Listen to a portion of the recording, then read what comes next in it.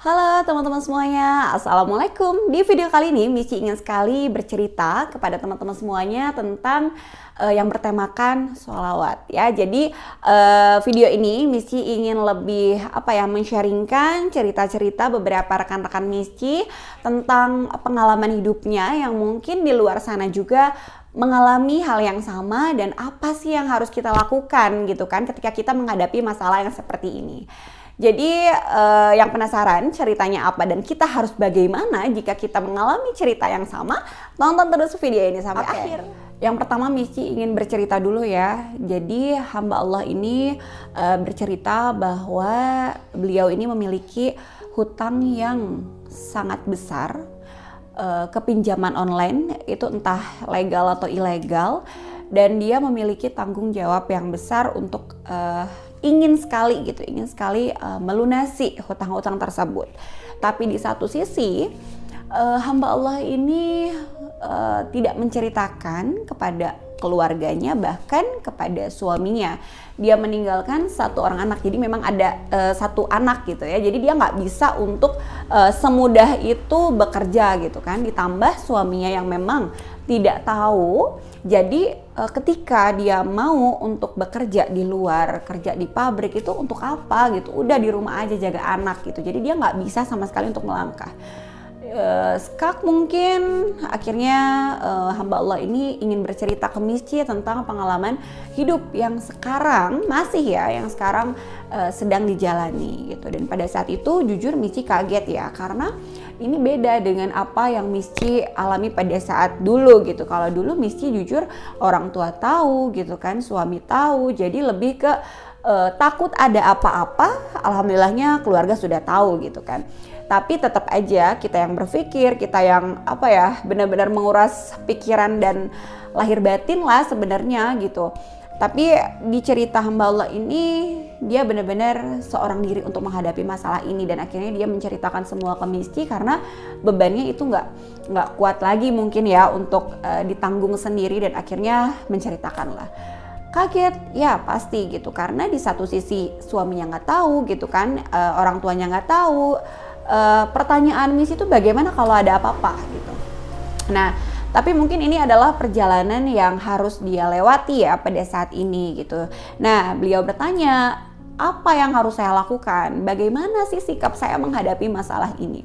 Jadi Michi mendengarkan cerita beliau ini adalah seolah-olah pertama sangat-sangat prihatin ya, karena ini Michi menceritakan tentang pinjol ini bukan tahun ini aja gitu. Dari tahun 2020 Michi menceritakan cerita yang seperti ini. Jangan meminjam pinjaman online karena menyiksa sekali gitu. Kita nggak bisa tidur, nggak bisa makan, hati itu nggak tenang gitu, dihantui rasa takut.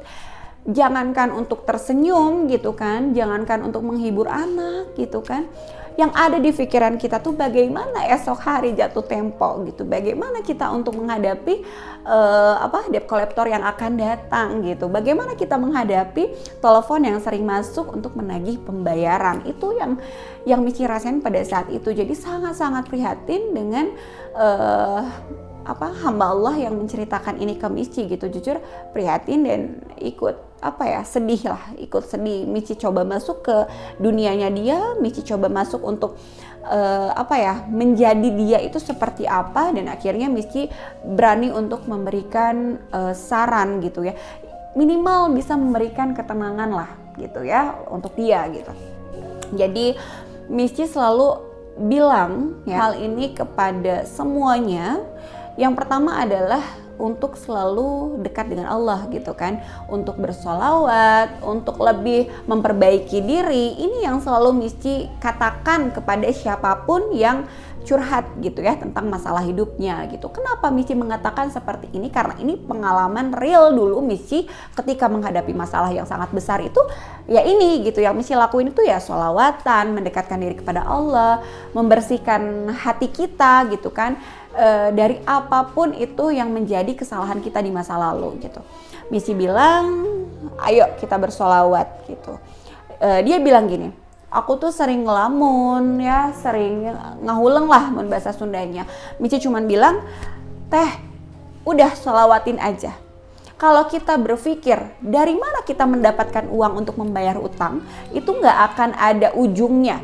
Yang ada tuh stres, karena apa? Di satu sisi kita nggak punya penghasilan gitu kan, di satu sisi kita mau minta ke siapa gitu, di satu sisi kita mau pinjem ke siapa gitu, sebanyak itu gitu, kayaknya nggak ada lah, mustahil. Zaman sekarang kita minjem yang nominalnya besar itu udah jarang banget, walaupun ada alhamdulillah tapi jarang. Ya, bahkan saudara kita sendiri pun mungkin nggak akan semudah itu meminjamkan gitu kan. Nah, dipikir-pikir itu kalau kita memikirkan dari mana kita membayar, kapan kita membayar, kerja apa kita, itu nggak akan ada ujungnya. Misi bilang kayak gitu. Yang harus kita lakukan adalah bersolawat, deketin sama Allah, memohon ampun atas dosa-dosa kita. Kita tuh banyak dosa, bener nggak? Kita ini banyak dosa. Dosa yang kita lakukan itu bukan kemarin aja, tapi dari kita masih sekolah pun kita banyak dosa. Lebih ke apa ya, memperbaiki diri sedalam-dalamnya, lebih ke bertaubat juga. Kita tidak akan mengulangi pinjaman-pinjaman online itu yang benar-benar menyiksa hidup kita gitu kan. Lalu Michi bilang kayak gini, ayo teh bersolawat, mendekatkan diri kepada Allah daripada diem, daripada bengong. Ayo kita bersolawat, kita memohon ampun sama Allah atas segala dosa-dosa kita. Mungkin kita pernah menyakiti hati orang tua gitu kan, kita pernah menyakiti teman, kita pernah menyakiti siapapun yang mungkin gak kerasa tapi ternyata kerasa di hati dia gitu. Kita memohon ampun kepada Allah, benar-benar lebih mendekatkan, fokus mendekatkan diri kepada Allah. Ibaratkan kita lebih membersihkan diri kita, ini ingin bersih loh, doa kita ingin sampai, kita harus bersih dulu gitu kan, mindset kita kayak gitu. Nah, setelah itu kita memohonnya apa? Memohon diberikan kenyamanan ya, diberikan ketenangan ya. Kenyamanan tuh kenyamanan lingkungan ya, kenyamanan lingkungan. Kalau kita nyaman dengan lingkungan kita sendiri, insya Allah cara berpikir kita tuh lebih positif, lebih lebih enak lah gitu. Diberikan ketenangan hati, karena kenapa? Kalau kita dalam keadaan emosi, sedih, jujur pikiran kita dan hati kita tuh nggak sinkron. Pikiran kita ingin begini tapi hati kita ingin begitu gitu, itu nggak sinkron. Jadi lebih ke ketenangan. Jadi pada saat itu tuh yang Michi lakuin adalah menenangkan hati dan pikiran dengan bersolawat, mendekatkan diri kepada Allah gitu kan. Puasa, terus duha, tahajud itu yang emang kita nggak biasa lakuin dan itu dilakuin gitu ya. Biasanya nggak pernah sholawatan, akhirnya kita sholawatan. Di YouTube mintanya 1000, kita kalau bisa 10.000 kali. Jadi lebih banyak fokus mendekatkan diri kepada Allah lah gitu ya. Dan di situ kita memohon diberikan ketenangan, diberikan rizki untuk membayar hutang-hutang kita. Kita niatnya untuk membayar, melunasi gitu kan. Tidak ada niatan sedikit pun untuk tidak membayar, karena itu kalau kita tidak ada niat sama sekali membayar hutang itu Allah akan menjauhkan rezeki kita. Jadi tetap kita fokus, ya Allah aku ingin melunasi hutang-hutang kita, baik itu online atau ke saudara atau ke teman gitu kan. Minta dipermudah dengan cara Allah gitu kan. Karena gini, keajaiban yang Michi dapat pada saat itu, kita nggak pernah berpikir dan nggak pernah kepikiran bakalan dapat uang dari mana untuk membayar hutang-hutang itu.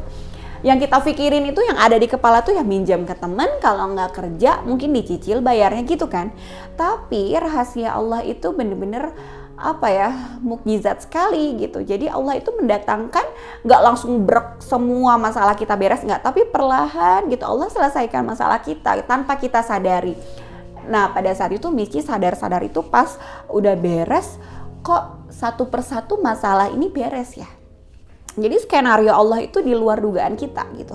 Jadi Allah itu memberikan jalan itu tanpa kesadaran kita gitu. Tiba-tiba ini ya jalan yang Allah kasih untuk kita gitu. Kayak masukan dari Michi ketika kita bersolawat itu, pertama keajaibannya jangan ditunggu-tunggu gitu. Karena Allah Maha tahu. Jadi ketika kita kok aku sholawatan hari ini kok belum ada ya keajaibannya gitu, jangan seperti itu. Kita ikhlas karena Allah aja. Kita pasrah aja semua atas masalah-masalah kita itu ya kepada Allah, kita pasrah gitu kan. Dan di satu sisi kita benar-benar, ya Allah, aku benar-benar bertaubat, aku benar-benar ingin berubah menjadi lebih baik lagi gitu kan.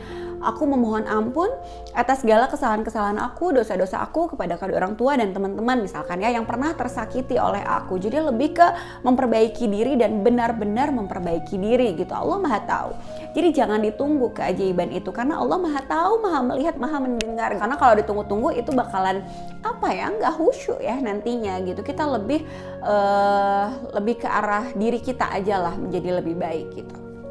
Di satu sisi kita juga harus menanamkan kepercayaan atas keajaiban sholawat gitu. Jadi jangan sebatas orang sholawatan dapat nih hasilnya gitu, berarti kita nggak ikhlas dong gitu ya. Jadi lebih ke kita harus mempercayai gitu, aku yakin nih sholawat aku ini akan membuahkan hasil, aku yakin gitu, yakini aja gitu. Karena kalau kita ragu-ragu, masa iya sih kita sholawatan bisa lunas hutang puluhan juta gitu kan, sholawatin aja, buktinya udah banyak, cek aja di YouTube ya gitu. Ini realita Misci pribadi ya gitu, terijabah gitu, puluhan juta beres, tidak masuk akal lah untuk bisa beli rumah gitu kan, nggak masuk akal di saat kita posisinya banyak hutang yang puluhan juta itu. Jadi ini adalah keajaiban yang real, makanya Misci berani untuk menceritakan tentang keajaiban sholawat karena memang ada.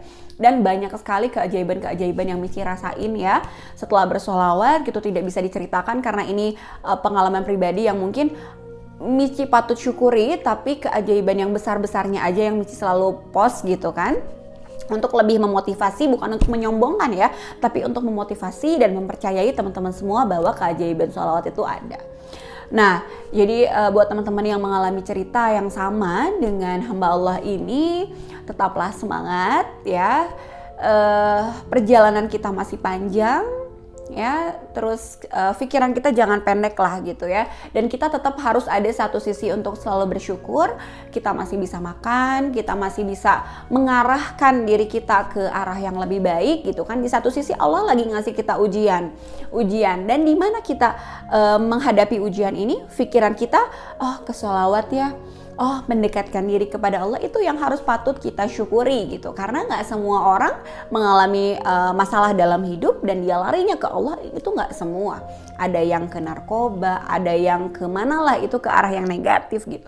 Kita di satu sisi harus bersyukur ya, alhamdulillah ya, aku dikasih musibah lah atau masalah hidup yang seperti ini, aku larinya ke sujud gitu kan, aku larinya ke Al-Quran, aku larinya ke tasbih untuk bersolawat, aku larinya ke video-video yang lebih ke ceramah untuk menenangkan hati gitu.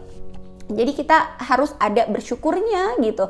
Ini adalah ujian dari Allah untuk kita menjadi pribadi yang lebih baik lagi. Yang bikin terharu itu Misci dulu dikasih musibah sebesar itu gitu kan, dikasih masalah sebesar itu, ditagih sana sini, pekerjaan gak punya gitu kan. Itu dulu ya, kayak lebih Allah itu lagi menegur kita untuk menjadi pribadi yang lebih baik lagi. Itu yang Misci rasain. Jadi banyak sekali hikmah di balik permasalahan itu. Pasti ada jalan ya, pasti ada jalan. Kita niatkan yaitu tadi, banyakin sholawat untuk bisa lunas hutang. Kita bayar, saking pasrahnya dulu Misci, ya Allah aku bayar hutang-hutang aku dengan sholawat, sholawatan terus sampai malam gitu kan. Dulu masih nyusuin malam tuh bener-bener sholawatan terus. Ya Allah, aku ingin pekerjaan, aku ingin lunas hutang, aku ingin merasakan rasanya menghirup udara tanpa, pas buka WA tagihan tanpa kayak gitu. Misci ingin merasakan hal yang seperti itu gitu. Dan akhirnya Allah ijabah dengan rahasia Allah, dengan jalan Allah gitu. Jadi jangan pernah khawatir, jangan pernah berpikir ini masalah aku berat dan nggak mungkin aku bisa keluar dari sini. Jangan pernah berpikir kayak gitu, karena rahasia Allah, keajaiban Allah itu kita nggak akan pernah tahu. Jadi tetap bersolawat konsisten ya. Tetap semangat. Di luar sana masih banyak yang mengalami pengalaman yang sama seperti ini gitu ya. Gimana cara kita mensyukurinya aja, bagaimana cara kita menghadapinya aja, insya Allah ada jalan ya. Tetap semangat ya, masih ada Allah, masih ada sholawat yang akan membantu kalian semua. Satu pesan Misci ya, jangan menceritakan ini ke sembarang orang ya. Kita ceritakan, kita curhat aja sama Allah aja ya. Karena Misci pribadi bukan gak percaya sama orang ya, jadi lebih ke ya udah deh, aku pasrahnya ke Allah aja deh gitu, aku pasrahnya ke Allah aja deh gitu ya. Jadi pegangan kita hanya Allah, sholawat, Al-Quran, sholat ya, tepat waktu, itu aja deh. Kita fokus ke situ aja ya. Oke, semoga video kali ini bisa bermanfaat untuk teman-teman semuanya. Dan Michi selalu mendoakan semoga teman-teman yang menonton video ini dan sedang mengalami permasalahan hidup yang mungkin sangat-sangat berat, Michi selalu mendoakan semoga ada keajaiban sholawat yang teman-teman terima. Semoga ini adalah menjadi bekal untuk teman-teman semuanya untuk menjalani hidup ke depannya agar lebih mensyukuri, tidak sombong, lebih menghargai satu sama lain, dan lebih ke kita harus bersikap baik selalu kepada orang, jangan pernah menyakiti hati orang, dan jangan salah untuk melangkah lagi ya. Oke, salam sayang dari Michi. Assalamualaikum warahmatullahi wabarakatuh. See you next time, bye bye.